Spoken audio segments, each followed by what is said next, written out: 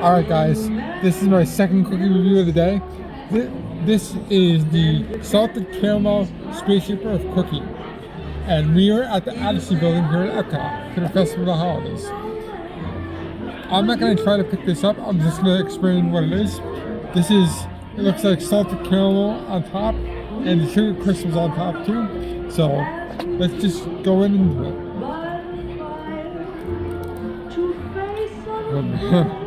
This is the icon of the park.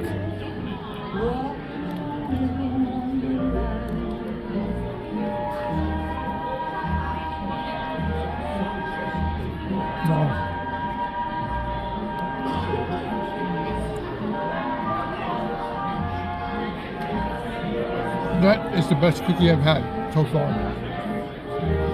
It is creamy on the inside with the salted caramel. The outside with the sugar is amazing. This is a 10 out of 10 every day, all day. Wow. And this cookie was $5.75. So great value for the cookie. The cookie's delicious. If you come to Epcot during the Festival of Holidays, come to the Odyssey building, get yourself a salted caramel spaceship cookie. You will not regret it, folks.